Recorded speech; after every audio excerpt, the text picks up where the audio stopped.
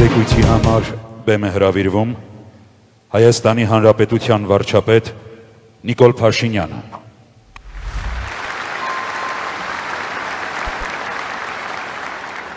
Հայաստանի Հանրապետության մեծարգո նախագահ, ազգային ժողովի մեծարգո նախագահ,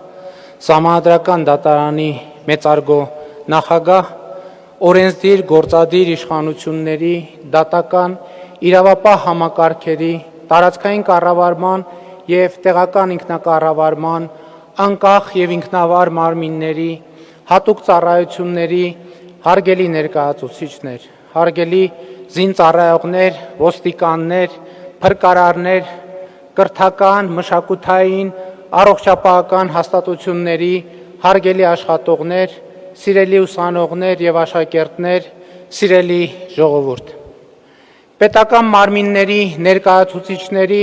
այս համաժողովը առաջինն է Հայաստանի պատմության մեջ։ Համաժողովը ինքը իրենով պետության, Հայաստանի Հանրապետության դերի և նշանակության վերարժևորման արտահայտություն է։ Մեր ժողովրդի համար պետության ոչ միայն կարևորությունը, այլև կենսականությունը ընդգծելուն ուղղված միջոցառում։ Պետության հանրային ընկալումը մեծապես կախված է պետական մարմինների աշխատողների հանրային ընկալումով, որովհետև հենց մեր միջոցով է քաղաքացին հարաբերվում իր պետության հետ և պետության հետ իր հարաբերությունները մեզնից յուրաքանչյուրի հետ իր հարաբերություններն են, մեր հավաքականության հետ իր հարաբերությունները։ Այս համատեքստում պետական բոլոր մարմինների բոլոր աշխատողները համքարություն են։ Իշխանությունների տարանջատման սկզբունքով հանդերձ պետական մարմինների աշխատողները փոխկապակցված են հավաքական պատասխանատվությամբ և նրանց հավաքական աշխատանքը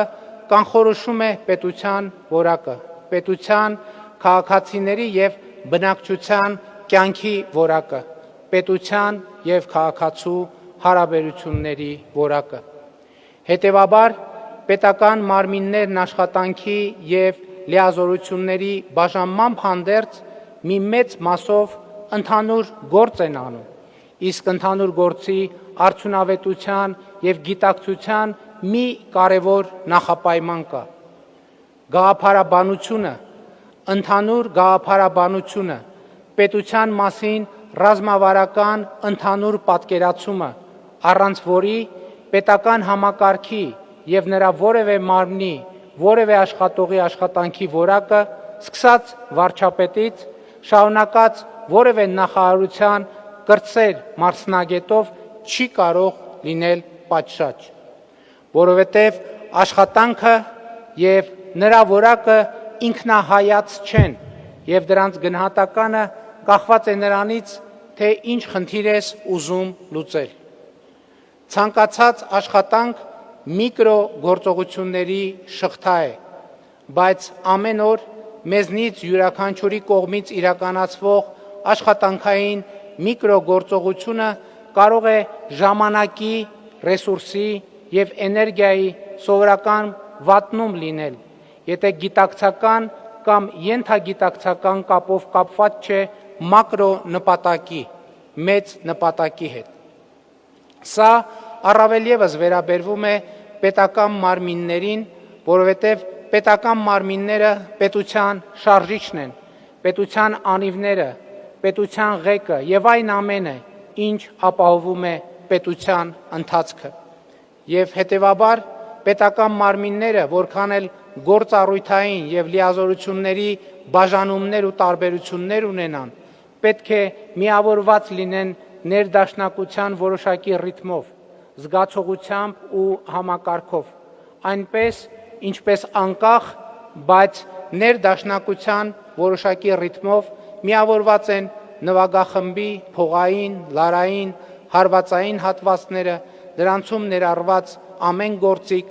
այնպես, ինչպես երգչախմբի յուրաքանչյուր անդամ անկախ լինելով փոխկապված է մյուսի և ի վերջո նաև նվագախմբի հետ։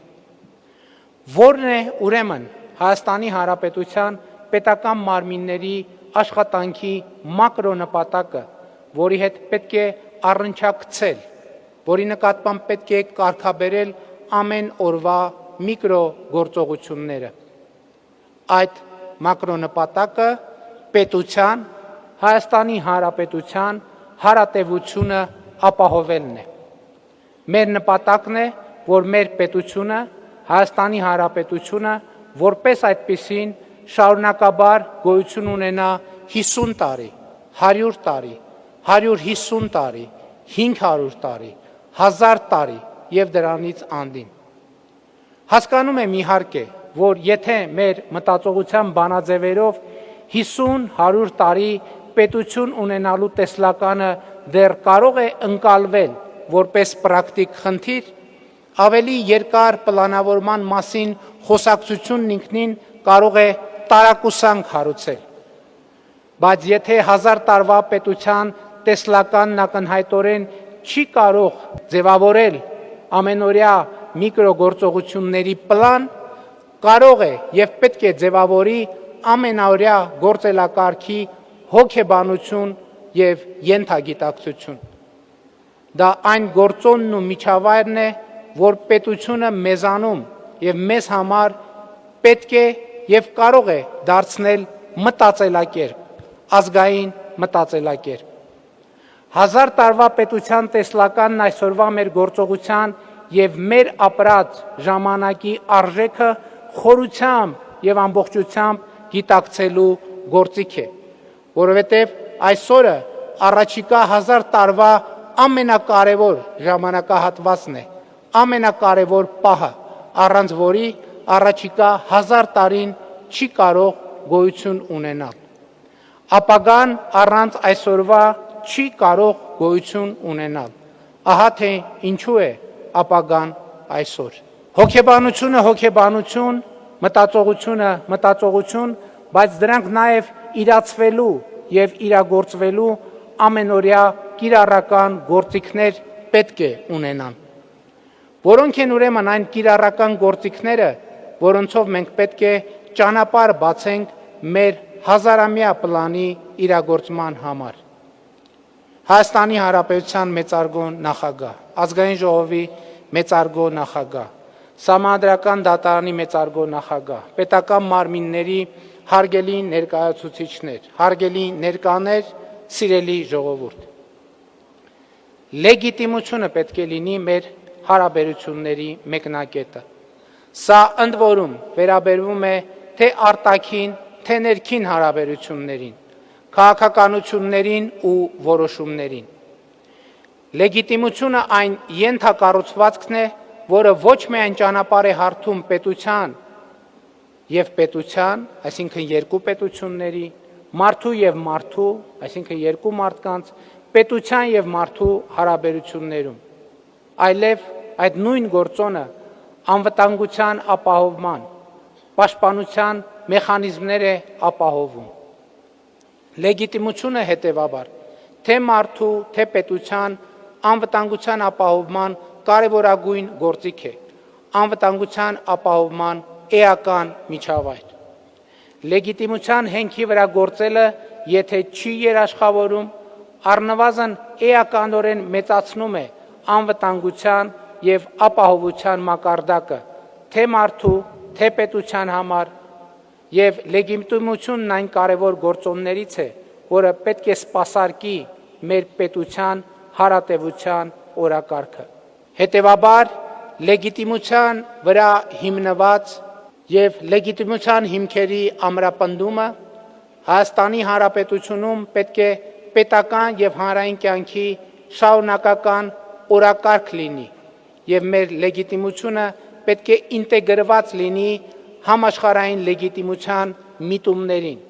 համաշխարհային իրավակարգին, համաշխարհային լեգիտիմության զարգացումներին հաղորդակից լինելու համար։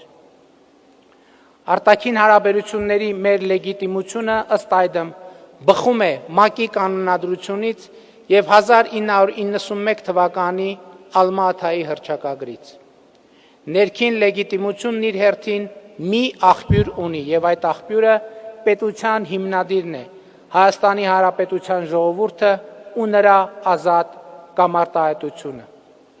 պետական մարմինների հարգելի ներկայացուցիչներ, սիրելի ժողովուրդ։ Այն, ինչ ասում եմ, սովորական մի տեքստ է։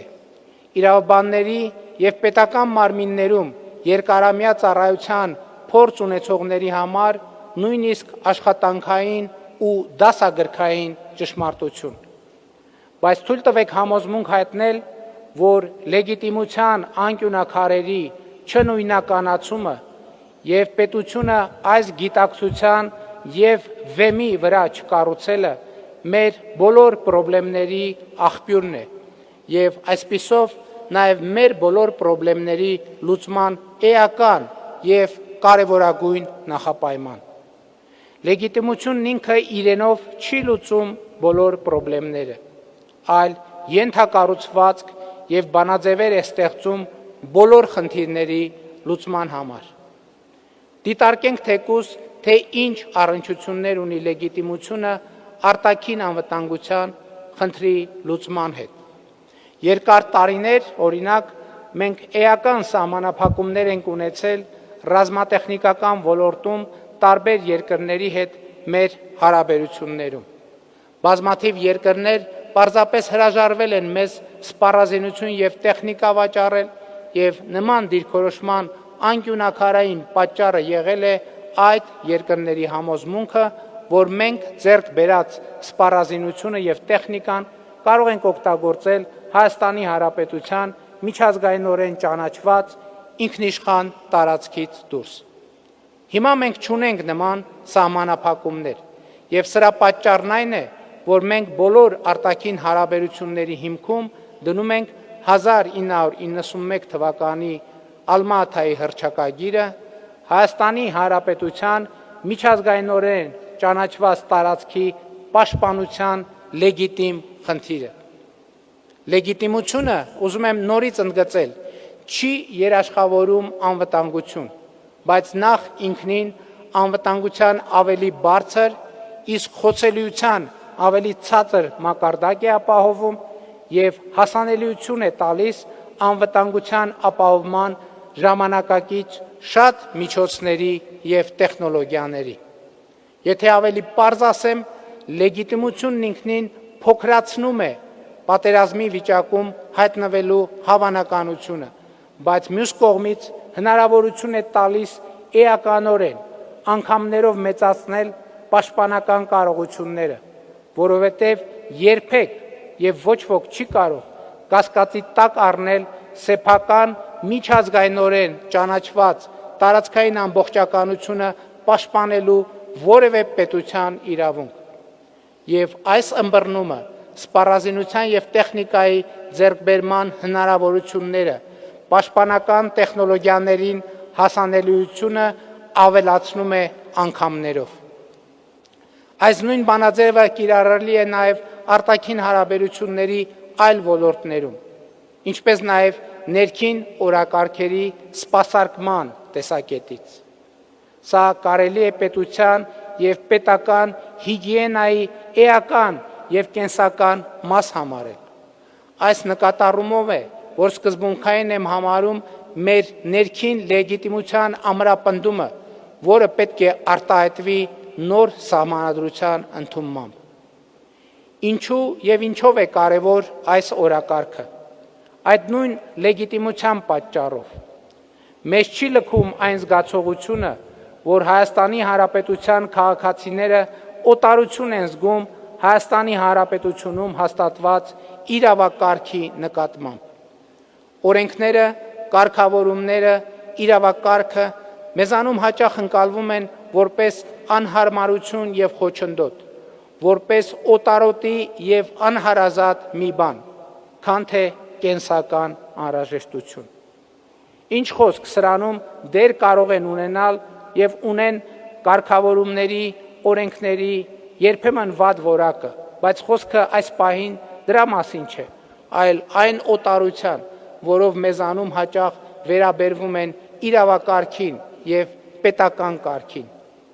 Այս թեմայի սոցիալ հոգեբանական եւ պատմական շերտերին անդրադարձել եմ իրական Հայաստանի գաղափարախոսությանը վերաբերվող իմ բանախոսություններում եւ երզրակացությունս այն է, որ մեր պատմական ընկալումը եւ փորձը այն մասին է, որ օրենքը, իրավակարգը ուրիշների կողմից մեզ պարտադրված ապրելու կանոններ են։ Եվ իրոք այդպես եղել է մեր պատմության վերջին 500 տարվա մեծ մասում,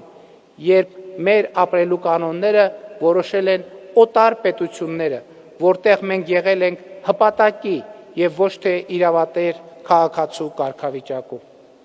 Իրավակարգի,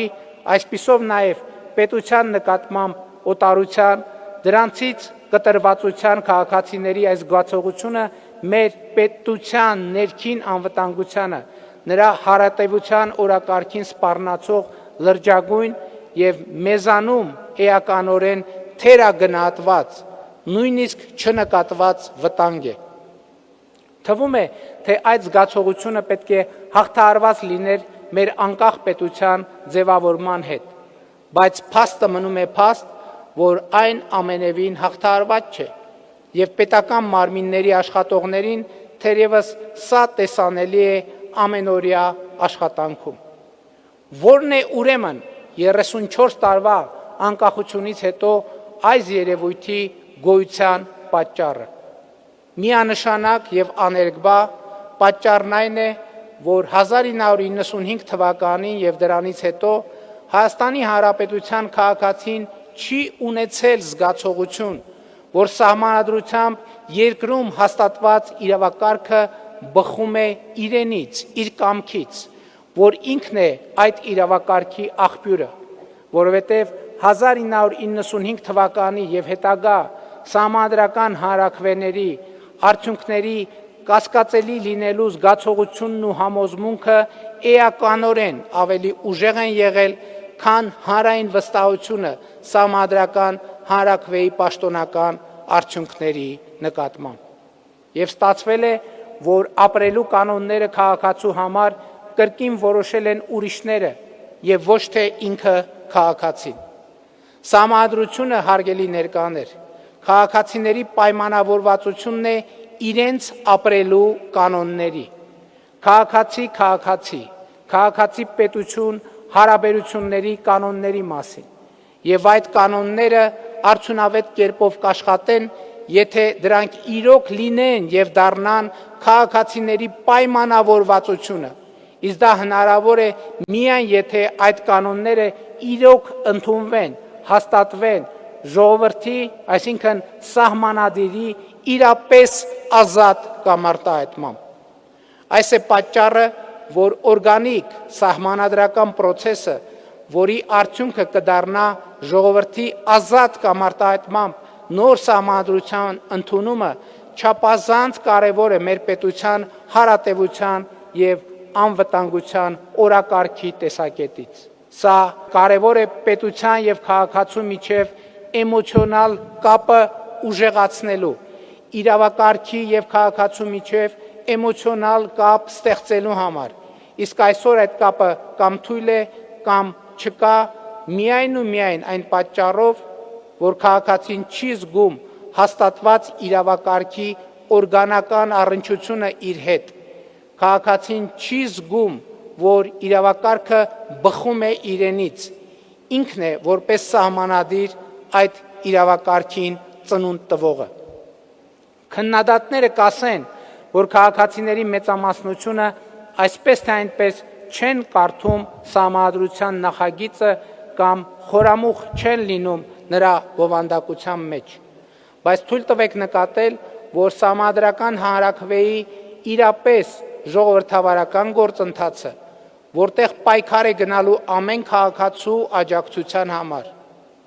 Ամեն ձայնի համար մղվող իրական քարոզարշավը քաղաքացիներին առավելագույն տեղեկատվություն եւ իմացություն է հաղորդելու սահմանադրության նախագծի, նրա նրբությունների ու առանձնահատկությունների մասին։ Քաղաքացու եւ իրավակարգի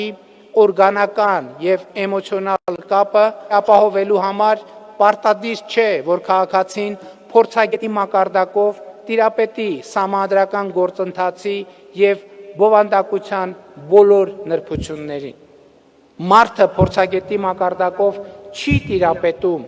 իր երեխայի ծնունդին հանգեցնող բոլոր կենսաբանական նրբություններին,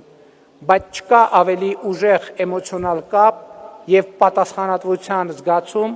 քան ծնողի էմոցիոնալ կապը եւ պատասխանատվության զգացումն է սեփական երեխայի նկատմամբ։ Մեր քաղաքական խնդիրը պետության եւ նրա հիմնադրի, իրավակարգի եւ նրա լեգիտիմ աղբյուրի, այսինքն ժողովրդի միջև նույնպիսի էմոցիոնալ կապ ստեղծելն է, պատասխանատվության նույնպիսի զգացողություն հաստատելը եւ դա հնարավոր է անել միայն ժողովրդի ազատ կամ արտահայտմամբ նոր սահմանադրություն ընդունելու միջոցով։ Ինչու նոր սահմանադրություն եւ ոչ թե սահմանադրական փոփոխություններ, որովհետեւ սա Հայաստանի համար նոր քաղաքական բովանդակություն է, նոր գիտակցություն, նոր քաղաքական եւ պետական վարդապետություն եւ ինչպես նոր կտակարանում է ասվում, նոր գինին նոր տիկերի մեջ։ Այս նոր վարդապետությունը քաղաքացուն ասում է. «Սիրիր քո պետությունը ինչպես ինքդ քեզ», բայց կարգախոսը այդպես էլ կարգախոս կմնա առանց իրավակարգի եւ քաղաքացու միջև օրգանական կապի ձևավորման, պայմանականորեն ասած առանց կենսաբանաքաղաքական գործընթացի, որը կստեղծի այդ կապը։ Սա է նոր սահմանադրության ընդունման գործընթացի առանցքային նպատակներից մեկը։ Նոր սահմանադրությունը պետք է լուծի նաև մեկ այլ, թույլ տվեք ասել, ինժեներական խնդիր, պայմանականորեն։ Սահմանադրությունը պետք է ապահովի պետության երկարաժամկետ ընթացքի համար անհրաժեշտ աերոդինամիկա, էլի պայմանական, եւ աերոդինամիկան կարող է տուժել, եթե պատկերացումը հստակ եւ միասնական չլինի, թե ինչ ենք մենք ուզում ունենալ արդյունքում, ավտոմեքենա, ինքնաթիռ, թե տիեզերանավ։ Հենց սրա համար է կարևոր, որ նոր սահմանադրության ընդունման հարակվեն տեղի ունենա 2026 թվականի խորհրդարանական ընտրություններից հետո։ Դա հնարավորություն է, որ բոլոր ուժերը սահմանադրության օրակարգի հետ կապված իրենց ասելիքը ու մոտեցումները նախ խորհրդարանական ընտրությունների քարոզարշավում կիսեն ժողովրդի հետ։ Իսկ արդեն ընտրությունների արդյունքում ժողովրդի վստահության քվեն ստացած քաղաքական մեծամասնության դիրքորոշումը վճռական կլինի սահմանադրության վերջնական նախագծի ձևավորման գործում։ Հայաստանի Հանրապետության մեծարգո նախագահ,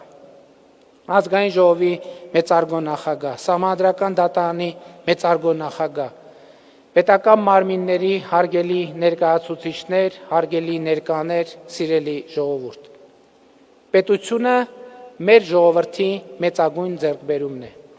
մեծագույն եւ անգերազանցելի արժեքը։ Պետությունը, նրա շահն ու հարատևությունը մեզանում պետք է դառնան բարձրագույն գիտակցություն, ազգային գաղափարախոսություն։ Մեր պետությունը մեր ինքնությունն է, մեր ինքնությունը մեր պետությունն է, եւ սա կարգախոս չէ միայն, այլ մեր ժողովրդի պատմության եւ ծագումնաբանության առանցքային ըմբռնում։ Պետությունը այո, ինքնին նպատակ է, բարձրագույն նպատակ, բայց ցանկացած նպատակ ինքը նաեւ միջոց է ավելի բարձր մի նպատակի հասնելու համար։ Այս նպատակի ընտրությունն էլ իդեպ նույնպես քաղաքական խնդիր է, քաղաքական ընտրության հարց եւ այսօրվա մեր ընտրությունը հստակ է։ Հայաստանի Հանրապետությունը միջոց է իր միջազգայինորեն ճանաչված տարածքում իր քաղաքացիների ազատությունը, անվտանգությունը, բարեկեցությունը կամ մեկ բառով այդ ամենը ասած երջանկությունը ապահովելու համար։ Մենք պետք է գերկենտրոնացած լինենք այս երեք հասկացությունների վրա՝ պետություն, ինքնություն, երջանկություն։ Այս երեք հասկացությունները միևնույն ժամանակ եւ նպատակ են եւ միջոց, որոնք աշխատում են գալարաձև կամ պարուրաձև տրամաբանությամբ։ Պետությունը բարձրագույն նպատակ է եւ միջոց մեր ինքնության պահպանման ու զարգացման համար։ Մեր պետությունն ու ինքնությունը նպատակ են եւ միևնույն ժամանակ միջոց մեր ազատությունը, բարեկեցությունն ու անվտանգությունը կամ մեկ բառով ասած երջանկությունը ապահովելու համար։ Մեր պետության եւ ինքնության վրա հիմնված երջանկությունը գերնպատակ է եւ միևնույն ժամանակ միջոց մեր մեկ այլ նպատակի՝ մեր ինքնությունը պահպանելու եւ զարգացնելու, մեր պետության զարգացումն ու հարատեվությունը ապահովելու, մեր պետության շահը առավել արդյունավետ սպասարկելու համար։ Հարգելի ներկաներ, սիրելի ժողովուրդ, պետության ինքնության, ազատության, քաղաքացիական հարաբերությունների, տեսական հիմունքների մասին քննարկումները մեզանում սովորական երևույթ չեն, եւ այսօր նաեւ սա եմ ուզում արձանագրել որպես պետական մակարդակով լուծման ենթակա խնդիր։ Պետության, նրա տեսական եւ գաղափարական հիմունքների մասին խոսակցությունը պետք է շարունակական լինի հանրային, քաղաքական, պետական կյանքում, որովհետեւ առանց դրա հնարավոր չէ մրցունակ լինել անընդհատ եւ արագընթաց փոխվող աշխարհում։ Բայց տեսությունների քննարկումը մտավարժանք չէ միայն, այլ մեր բոլոր պրակտիկ որոշումների կայացման ուղենիշ։ Իսկ այդպիսին դառնալու համար տեսությունները պետք է քննարկվեն, պետք է մեկնաբանվեն, ընկալվեն եւ պարզաբանվեն, դառնան իրագործման ենթակա կոնկրետ նախագծեր եւ ծրագրեր, ամենօրյա կյանքի գործելակարգեր, որպեսզի մենք այսօր կարողանանք լինել ապագայի եւ ոչ թե անցյալի մեջ։ Մարդը բարձրագույն արժեք է, պետությունը պետք է ծառայի մարդուն։ Սա աքսիոմատիկ կարգախոս է, որը մեզանում հնչել է եւ հնչում է հազարավոր անգամներ։ Այս թեզը կամ կարգախոսը քննարկման առարկա չէ նույնիսկ եւ որևէ մեկը չի կարող կասկածի տակ դնել այդ թեզը։ Խնդիրը ուրիշ տեղ է, ինչպես պետք է պետությունը ծառայի մարդուն, ինչպես պետք է արտահայտվի մարդու բարձրագույն արժեք լինելը։ Այս հարցի մեր պատասխանը արտահայտված է հետևյալ կարգախոսի մեջ. պետությունը պետք է ուժեղացնի մարդուն, մարդը պետք է ուժեղացնի պետությանը։ Սա էլ իր հերթին լրացուցիչ մեկնաբանության կարիք ունի, ինչպես պետք է պետությունը ուժեղացնի մարդուն եւ ինչպես պետք է մարդը ուժեղացնի պետությանը։ Մեր համոզմունքն է, որ մարդուն ուժեղացնելու միակ հուսալի ճանապարհը կրթությունն է։ Կրթությունը բոլոր մակարդակներում եւ կրթությունը որպես ցկյանս գործընթաց։ Կրթություն, որը սկսվում է մանկապարտեզից, շարունակվում դպրոցով, քոլեջով եւ կամ բուհով, յետբուհական կրթությամբ, վերապատրաստումների, ոչ ֆորմալ կրթության, աշխատանքի շուկայում, մրցունակության, շարունակական բարձրացման գործիքներով։ Անպատեհ չեմ համարում կրկնվել, եթե նախկինում մենք այլոց շարքում ունենք նաև կրթության ոլորտի ռազմավարություն, եթե հաջորդիվ կրթությունը մեզ համար դարձավ առաջնահերթություն մյուս ռազմավարությունների շարքից, հիմա արդեն կրթությունը բոլոր ոլորտների մեր ռազմավարությունն է եւ կամ կրթությունն է բոլոր ոլորտների մեր ռազմավարությունը։ Աղքատության հաղթահարման գործում մեր ռազմավարությունը կրթությունն է, որովհետև այսօրվա աղքատության հիմնարար պատճառը Հայաստանում աշխատանքի կամ տնտեսական գործունեության շուկայում աղքատության մեջ գտնվող մարդկանց մրցունակության ցածր մակարդակն է։ Իսկ մրցունակության ցածր մակարդակը կապված է կրթության անհավասար հասանելիության կամ աղքատության մեջ գտնվող մարդու կրթության բացերի հետ։ Ահա թե ինչու 300 դպրոց, 500 մանկապարտեզ ծրագիրը ունի ռազմավարական նշանակություն։ Այն մեր կողմից իրականացվող ծրագրերի ամենածրագիրն է, որովհետև ոչ միայն յուրաքանչյուր երեխայի, այլև մեր պետության ճակատագիրը կանխորոշող է։ Հիմա մենք ավարտին ենք հասցնում 300 դպրոց, 500 մանկապարտեզ ծրագիրը եւ արդեն սկսել ենք հաջորդ 300 դպրոցի եւ մանկապարտեզների ծրագիրը։ Հաջորդ 300-ից 50 դպրոցի կառուցումը իսկ մյուսների տեղորոշումը ընթացքի մեջ է։ Մանկապարտեզը ոչ միայն մանուկներին է կրթության նախադպրոցական փուլ մտցնելու, այլև հնարավորություն է տալու երիտասարդ մայրիկներին ճանապարհ ունենալ դեպի կրթություն եւ աշխատանք։ Նաեւ թիրախային այս խումբը նկատի ունենալով պետք է զարգացնենք քոլեջների դուալ եւ ոչ ֆորմալ կրթության համակարգը մարզերում, հնարավորինս խթանելով նաեւ մասնավոր հատվածի ներառումը կրթական ծրագրեր մատուցելու գործում։ Համընդհանուր հայտարարագրման կրթական ծախսերի սոցիալական կրեդիտների համակարգը նույնպես այս նպատակադրումը ունի, որի արդյունավետության բարձրացման վրա պետք է շարունակաբար աշխատենք։ Մեր ռազմավարության կուլմինացիան ակադեմիական քաղաքն է, որն անկասկած մի հզոր գրավիտացիոն կենտրոն է լինելու Հայաստանի Հանրապետության հետագա զարգացման համար։ Մարդը ուժեղ է իր կրթությամբ։ Մարդուն ուժեղացնելու այլ ճանապարհ, քան կրթությունն է, գոյություն չունի եւ հետեւաբար մարդուն ուժեղացնելու պետության ռազմավարությունը կրթությունն է։ Իսկ ինչպես պետք է մարդը ուժեղացնի պետությանը։ Պետության աջակցությամբ ստացած կրթությունը մարդը պետք է դարձնի, ինչպես տնտեսագետները սիրում են ասել, ավելացված արժեք։ Պետության աջակցությամբ ստացած կրթությունը պետք է կիրառի ավելացված արժեք ստեղծելու համար։ Ապագա տնտեսվարողի ստեղծած կրթությունը պետք է դառնա տնտեսական աճ եւ պետական բյուջեի հարաճուն եկամուտներ։ Ապագա ուսուցիչների եւ կրթության ոլորտի մյուս ապագա աշխատողների ստացած կրթությունը պետք է դառնան կրթական համակարգի ավելի բարձր մակարդակ։ Ապագա գիտնականի ստացած կրթությունը պետք է դառնա գիտական նվաճում եւ նորարարություն։ Ապագա բուժաշխատողի ստացած կրթությունը պետք է դառնա ավելի արդյունավետ առողջապահություն։ Ապագա պետական պաշտոնյայի ստացած կրթությունը պետք է դառնա ավելի որակյալ կառավարում եւ ավելի բարենպաստ տնտեսական միջավայր եւ այսպես շարունակ։ Այս թվարկումը կարելի է անվերջ շարունակել, ապագա իրավաբանների կապը, դրանց կրթության կապը արդարության եւ արդարադատության հետ, ապագա ոստիկանի կրթության կապը իրավակարգի, հասարակական կարգի պահպանության եւ հանցավորության դեմ պայքարի եւ այդպես շարունակ։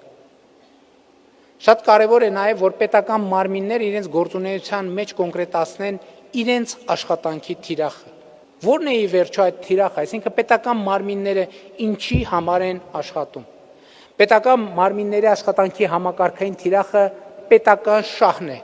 պետական շահի սպասարկումը։ Եվ ինչպես մի քանի անգամ առիթ ունեցել եմ ասելու, պետական շահը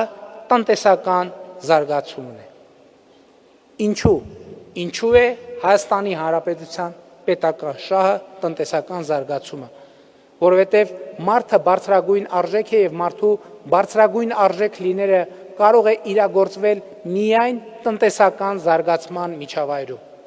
Հնարավոր չէ ապահովել մարդու բարեկեցությունը առանց տնտեսական զարգացման։ Հնարավոր չէ ապահովել մարդու անվտանգությունը առանց տնտեսական զարգացման։ Հնարավոր չէ ապահովել մարդու առողջապահությունը առանց տնտեսական զարգացման։ Հնարավոր չէ ապահովել մարդու կրթությունը առանց տնտեսական զարգացման։ Հնարավոր չէ ապահովել մարդու իրավունքները առանց տնտեսական զարգացման։ Հնարավոր չէ ապահովել մարդու ազատությունը առանց տնտեսական զարգացման։ Իհարկե այս տեքստը կարելի է ընթերցել նաև հակադարձ շարադրանքով, բայց դրանից խնդրի էությունը չի փոխվում, որովհետև օրինակ արտաքին անվտանգությունը տնտեսական գործոն է։ Ապահովել երկրի անվտանգությունը նշանակում է ապահովել բնականon տնտեսական գործունեության հնարավորությունը երկրի տարածքում, որն իր հերթին ավելացնում է պետական եկամուտները, որն իր հերթին ավելացնում է անվտանգության մակարդակը, որ իր հերթին մեծացնում է տնտեսական գործունեության հնարավորությունները։ Ընդ որում, արտաքին անվտանգություն ասելով պետք է նկատի ունենալ ոչ միայն բանակը, այլև դիվանագիտական ծառայությունը, ազգային անվտանգության ծառայությունը, արտաքին հետախուզական ծառայությունը ու նաև էլի կառույցներ։ Անվտանգություն ասելով պետք է հասկանալ ոչ միայն արտաքին, այլև ներքին անվտանգությունը, սկսած հանցավորության դեմ պայքարից, քրեական ենթամշակույթը իդեպ տնտեսական զարգացումը խոչընդոտող էական գործոն է։ Օրենքի գերակայություն, էներգետիկա, ֆինանսաբանկային համակարգ, ճանապարհներ, գյուղատնտեսություն, առողջապահություն եւ այսպես շարունակ, սրանք բոլորը անվտանգության գործոն են։ Մարդը, նրա իրավունքների ապահովումը, տնտեսական զարգացումը մի շրջապտույտի մաս են, որի մեկնարկային կետը նույնիսկ դժվար է ֆիքսել, բայց պետական մարմինների առանցքային գործը այս շրջապտույտի առավել արդյունավետ եւ սահուն ընթացքը ապահովելն է, եւ այս գիտակցումը էական է մեր ամենօրյա աշխատանքը եւ նրա արդյունավետությունը ապահովելու համար։ Այս համատեքստում ուզում եմ ընդգծել երկու առանձնահատկություն։ Իրավակարգի օրգանական կապի հաստատումը սահմանադիրի, այսինքն ժողովրդի հետ կնպաստի, որ պետական մարմինները յուրաքանչյուր քաղաքացու ընկալեն որպես ուղիղ գործատուի։ Այսինքն քաղաքացուն մենք բոլորս պետք է ավելի ու ավելի շատ ընկալենք որպես գործատուի, որովհետև այդպես էլ կա։ Լեգիտիմության ռազմավարությունը կօգնի հաստատել առավել արդար պետություն, որովհետև երկու հավասարազոր գործատուների, այսինքն քաղաքացիների հակադիր ակնկալիքների միջև ընտրություն կատարելու կամ քաղաքացու ակնկալիքի վերաբերյալ որոշում կայացնելու ամենաապահով եւ արդյունավետ եւ արդար մեխանիզմը լեգիտիմությունն է, այսինքն օրինականությունը։ Իսկ կրթությունը կօգնի, որ մենք կարողանանք այնպիսի օրենքներ եւ կարգավորումներ ընդունել, որոնք ծառայեն մարդուն եւ ոչ թե խոշտանգեն նրան։ Օրինականությունը լինի տրամաբանական, ծառայի կյանքին ու զարգացմանը եւ ոչ թե հակառակը։ Իդեպ մենք շատ հաճախ ուժ չունենք խոստովանել, որ զարգացումը արգելակող օրենքների եւ կարգավորումների գոյության առանցքային պատճառներից մեկը մեր կրթական համակարգային բացերն են։ Քիչ չեն դեպքերը, երբ պետական մարմինները անկեղծորեն ուզում են լավ բան անել, բայց չգիտեն ինչպես։ Ու ստացվում է այն, ինչ արտահայտիչ կերպով ժամանակին ձևակերպել է Ռուսաստանի հանգուցյալ վարչապետ Չեռնոմիրդինը։ Хотели как лучше, а получилось как всегда։ Սա իրականում լրջագույն խնդրեմ է։ Ի սկզբանե մարդուն հանրային հատվածում աշխատանքի է մղում բարեփոխումների մաս կազմելու, պետության զարգացման գործում ներդրում ունենալու, հանրությանն ու պետությանը ծառայելու ցանկությունը եւ մղումը։ Բայց նախաձեռնողականությունն ու ստեղծագործականությունը երբեմն շատ արագ մարում են պետական համակարգում, որովհետև պետական մարմիններում միշտ չէ որ գործում են կրթվելու, ինքնակատարելագործվելու մոտիվացիոն համակարգեր եւ պետական աշխատասենյակները երբեմն դառնում են ուղակի հարմարվելու, յոլա գնալու, ոչինչ չանելու միջավայրեր։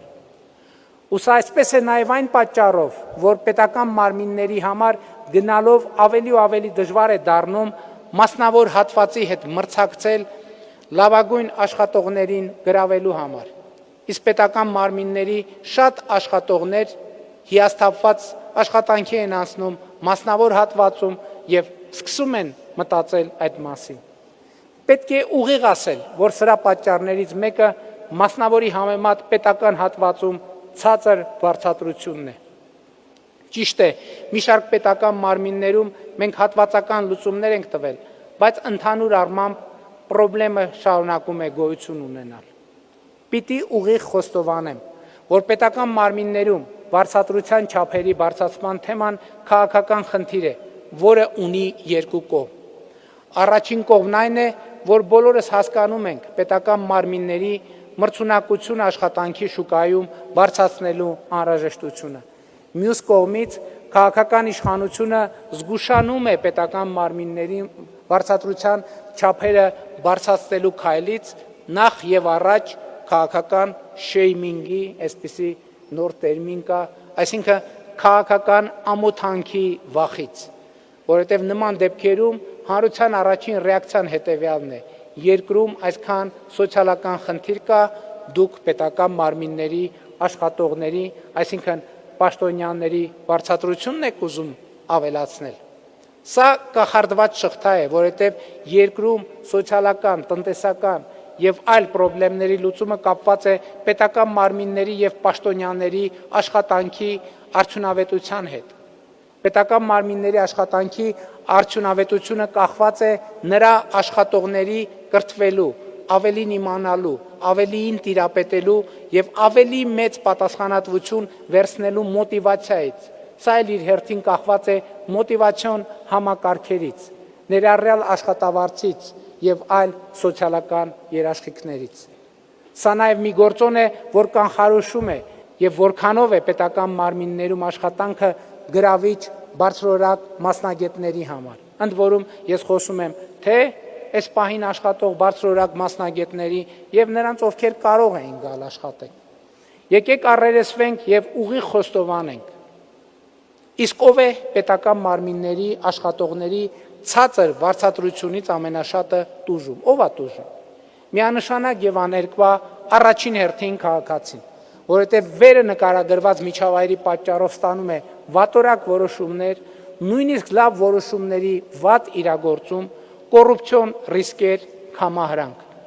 Այս ամենի կապակցությամբ իհարկե կարելի է եւ պետք է գաղափարական աշխատանք իրականացնել պետական մարմինների աշխատողների բարոյական իմպերատիվների ամրապնդման համար, բայց դա անարդյունավետ կլինի, եթե չզուգորդվի մոտիվացիոն համակարգերով եւ այս նրբությունների հետ պետք է առերեսվի ոչ միայն քաղաքական իշխանությունը, այլև հանրությունը ընդհանրապես։ Մենք շարունակելու ենք առաջ գնալ պետական մարմիններում աշխատանքի գրավչությունը մեծացնելու ճանապարհով, որովհետև սա մեր պետականակենտրոն ռազմավարության կարևոր բաղադրիչներից է։ Առաջիկայում մենք կընդունենք կառավարության առաջնահերթությունների ուղղությամբ կատարողականի գնահատման եւ խրախուսման պիլոտային ծրագիրը, որի նպատակը արդյունքի հիման վրա վարձատրության ինդեքսավորման համակարգ փորձարկելն է։ Այս ծրագրի կարևոր առանձնահատկություններից մեկն այն է, որ մենք հավելյալ վարձատրության որոշակի հատվածը պետական աշխատողի կրթության բարելավմանը ուղղելու մեխանիզմներ կստեղծենք, ինչը անխուսափելիորեն կբարձրացնի պետական մարմինների աշխատանքի որակը։ Հանրային կառավարման բարեփոխումների շրջանակներում մենք հետևողականորեն աշխատելու ենք պետական մարմիններում ներառական, մրցունակ, գերազանցությունը խթանող աշխատանքային միջավայր ստեղծելու ուղղությամբ եւ վերը նշված համակարգի ներդրումը հենց այս նպատակը ունի։ Ասեմ նաեւ, որ հպարտությամբ եմ արձանագրում, որ մեր իրականացրած բարեփոխումների արդյունքում այսօր Հայաստանում ուսուցիչը, ով նույնպես պետական մարմնի աշխատող է, կարող է ստանալ 700,000 դրամ վարձատրություն։ Շարքային զինվորը, ով նույնպես պետական մարմնի աշխատող է, կարող է ստանալ 700,000 դրամ վարձատրություն։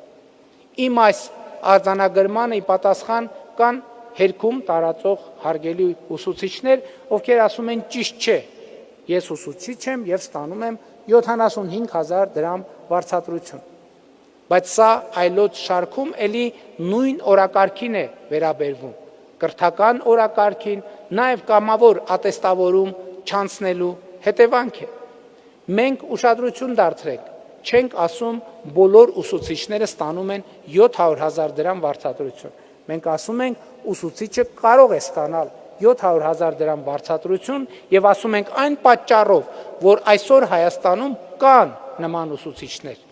Մեր նմանատիպ խոսույթի եւ քաղաքականության նպատակը հենց անձնական մոտիվացիաների ճիշտ համակարգ ներդնելն է, որպեսզի ուսուցիչը, զինվորականը, պետական մարմինների աշխատողը ինքը իր կատարելագործմամբ կրթության եւ պրոֆեսիոնալիզմի ավելի բարձր մակարդակի հասնելու գործուն մոտիվացիաներ ունենա։ Ոմանք փորձում են կրթության վրա մեր այսչափ կենտրոնացած լինելու մեջ նեգատիվ ենթատեքստեր փնտրել, փորձելով ներկայացնել, թե մենք մեր երկրի մարդկանց համարում ենք անկիրթ։ Ինչպես ցանկացած երկրում, այնպես էլ մեր երկրում անկրթություն իհարկե կա, բայց ինչպես ցանկացած երկրում, այնպես էլ մեր երկրում կան բազմաթիվ տասնյակ հազարավոր, 100 հազարավոր կրթված մարդիկ, բայց չկա որևէ մեկը, չկա գոնե մի հոգի, որ գիտի ամեն ինչ։ Չկա այդպիսի թեկուզ մեկ անհատ, որ գիտի ամեն ինչ եւ հետեւաբար ցանկացած ոք ինչ որ բան իմանալու տեղ ունի, պարզապես պետք է դա անելու մոտիվացիա ստեղծել հնարավորինս շատ մարդու համար եւ սա կառավարության պատասխանատվությունն է։ Այս համատեքստում կարևոր եմ համարում վերադառնալ մարդը բարձրագույն արժեք է արտահայտությանը։ Որն է այս արտահայտության միջին վիճակագրական հայաստանյան ընկալումը։ Միջին վիճակագրական կերպով այս արտահայտությունը Հայաստանի Հանրապետությունում ընկալվում է հետևյալ կերպ. Մարդը բարձրագույն արժեք է եւ պետությունը պետք է հոգ տանի մարդու մասին։ Սա ճիշտ է եւ ինչպես արդեն ասացի, սրա հետ կապված որևէ առարկություն չկա եւ չի կարող լինել։ Բայց եթե մարդը բարձրագույն արժեք է պետության համար, արդեն ասացի, որ այդպես է, այդ նույն մարդը պետք է բարձրագույն արժեք լինի հենց իր, այդ նույն մարդու համար։ Եթե պետությունը պետք է հոգ տանի մարդու համար, այդ նույն մարդն էլ պետք է հոգ տանի ինքը իր համար։ Հակառակ դեպքում դժվար է պատկերացնել, թե պետությունը ինչպես պետք է հոգ տանի մարդու մասին, եթե մարդը հրաժարվում է ինքը իր մասին հոգ տանելուն ուղղված ջանք գործադրել, սկսած առողջ եւ ակտիվ ապրելակերպի նկատմամբ իր վերաբերմունքից, օրենքի հետ իր հարաբերություններից, հարևանների եւ միջավայրի հետ իր հարաբերություններից եւ ի վերջո իր կրթությամբ զբաղվելու հրամայականից։ Ընդունում եմ նաեւ, որ սա մի գիտակցություն է, որով մենք մեզ պետք է դաստիարակենք մանկապարտեզից, դպրոցից։ Ահա թե ինչու է 300 դպրոց, 500 մանկապարտեզի մեր ծրագիրը ամենածրագիր։ Բայց մենք չափահասներս չենք կարող ետ գնալ եւ սկսել մեր իսկ կառուցած մանկապարտեզներում մեր մտածողության դաստիարակությունից։ Հետևաբար մենք այսօր պետք է այս գիտակցությունը մեզ սերմանենք, որպեսզի կարողանանք սերմանել մեր երեխաներին։ Եվ այս անելիքը առաջին հերթին վերաբերվում է պետական մարմինների աշխատողներին, որովհետև նրանք այսպես թե այնպես օրինակ են մեր երեխաների ու ոչ միայն երեխաների համար։ Ուզում եմ ընդգծել, որ պետությունը, պետականությունը, քաղաքացիությունը նույնպես կրթական թեմաներ են, եւ ես վստահ չեմ, որ մենք մեր կրթական ծրագրերում եւ պրակտիկայում այս թեմաների ուսուցման ճանապարհին հասել ենք անհրաժեշտ մակարդակի։ Մեր կրթական համակարգը, մեր աշակերտների եւ ուսանողների հայացքը պետք է կենտրոնացնի Հայաստանի Հանրապետության,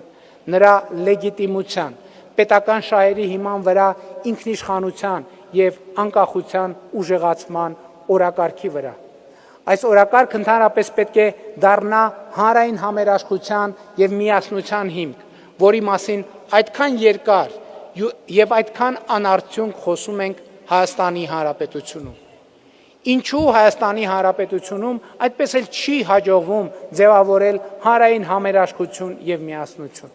որովհետեւ մեզանում չի ընկալված այն իրողությունը, որ հանրային համերաշխությունն ու միասնությունն ապահովելու համար նույնպես պայմանականորեն ասած աերոդինամիկա է հարկավոր։ Պետության երկարաժամկետ տեսլականի վերաբերյալ հակադիր եւ մեկը մյուսին բացառող կարծիքները չեն կարող հանրային համերաշխության հիմք դառնալ։ Հանրային համերաշխություն կարող է ձևավորվել այն պարագայում, երբ պետության երկարաժամկետ տեսլականի շուրջ կա ընդհանրական պատկերացում,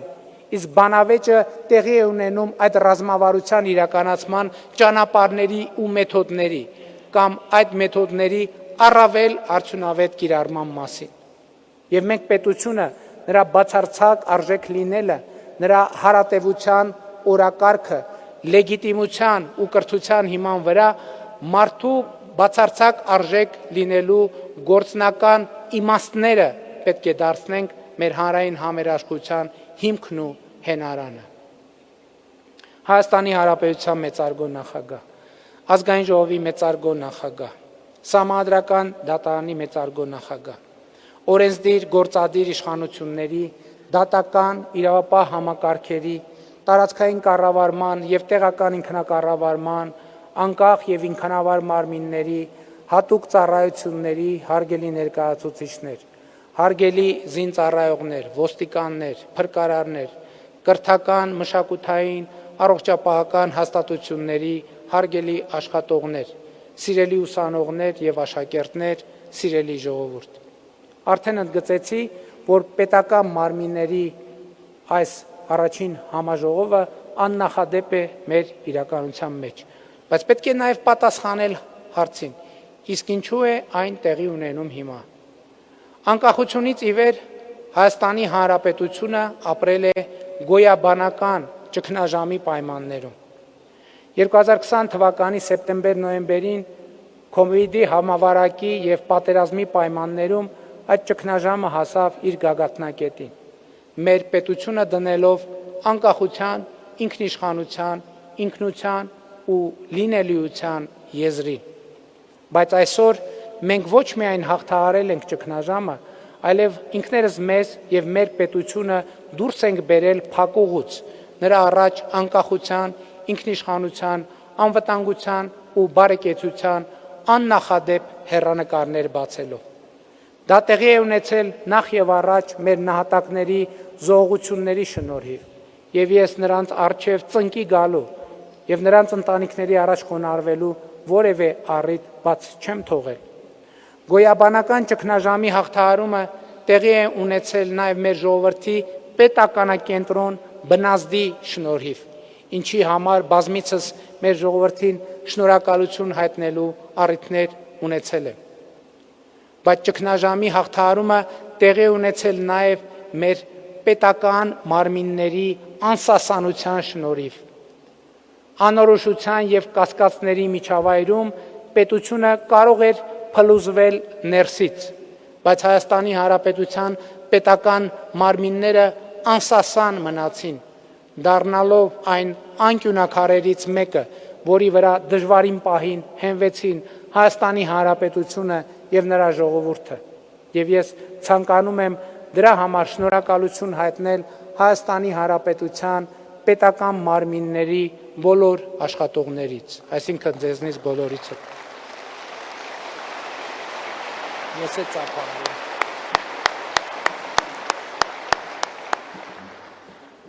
Ահա, այս ջանքերի շնորհիվ մենք հասել ենք մի կետի, որ կարող ենք ասել,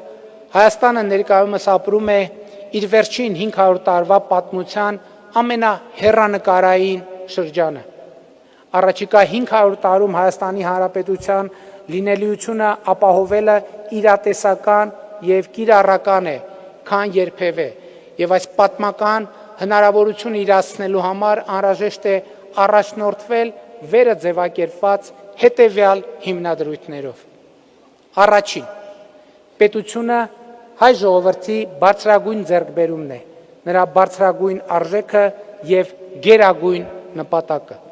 Երկրորդ, պետության գոյության գերագույն նպատակը իր միջազգայինորեն ճանաչված ինքնիշխան տարածքում իր քաղաքացիների անվտանգությունը, ազատությունը, բարեկեցությունը կամ մեկ բառով ասած երջանկությունը ապահովելն է։ Երրորդ, այս նպատակին հասնելու համար պետությունը պետք է ուժեղացնի մարդուն, ով իր հերթին պետք է ուժեղացնի պետությանը։ Չորրորդ, այս խնդիրը լուծելու համար ինստիտուտները քաղաքականություններ մշակելիս պետք է առաջնորդվեն բացառապես պետական շահով, որն է տնտեսական զարգացումը։ Հինգերորդ, պետությունը իր արտաքին և ներքին բոլոր հարաբերություններում պետք է հենվի լեգիտիմության սկզբունքի վրա։ Այս 5 պարզ հիմնադրույթների կիրառումը հարգելի ներկաներ եւ մեր բոլոր ոլորտների, բոլոր քաղաքականությունների ու որոշումների բխեցումը այս հիմնադրույթներից ապահովելու է մեր պետականության ոչ միայն գոյությունը, այլև զարգացումը առաջիկա հարյուրամյակներում։ Սա ոչ միայն մի խնդիր է, որի լուծման բանաձևը մենք երբեք չենք ունեցել, այլև մի նպատակ է, որը մեզանում երբեք ձևակերպված չի եղել։ Ահա թե ինչու է ժամանակը, որում ապրում ենք, պատմական։ Ահա թե ինչու է առաքելությունը, որը մեր առջև է, պատմական։ Ահա թե ինչու են մեր ձեռքբերումները, որին հասել ենք անցնելով դժոխքի միջով, դարակազմիկ եւ այդ ձեռքբերումները պաշտպանության կարիք ունեն։ Հայաստանի Հանրապետությունը այսօր պետություն է, քան երբևէ, անկախ է, քան երբևէ, ինքնիշխան է, քան երբևէ, եւ մեր պետությունը մեր անվտանգության, ազատության ու բարեկեցության, այսինքն երջանկության գործիք դարձնելու մեր նպատակին մոտ ենք, քան երբևէ։ Այս նպատակն իրագործելու եւ այդ վիճակն առաջիկա հարյուրամյակներում ոչ միայն պահպանելու, այլև զարգացնելու այնպիսի հնարավորություն ունենք, որ չենք ունեցել երբևէ։ Այս հնարավորությունն է, որ պետք է գտնվի բոլորիս եւ նախ եւ առաջ Հայաստանի Հանրապետության ժողովրդի եւ նրա պաշտոնյաների, այսինքն պետական մարմինների պաշտպանության ներքո։ Եվ սա է այս համաժողովի առանցքային նպատակը ու ասելիքը։ Իմ կոչն ու խնդրանքն է բոլորիդ վերցնել այս ասելիքը, այս խոսույթը եւ դարձնել ամենօրյա աշխատանքի հոգեբանություն եւ գիտակցություն, ամենօրյա աշխատանքի գաղափարախոսություն, փառք նահատակներին եւ կեցցե Հայաստանի Հանրապետությունը։ Շնորհակալ եմ։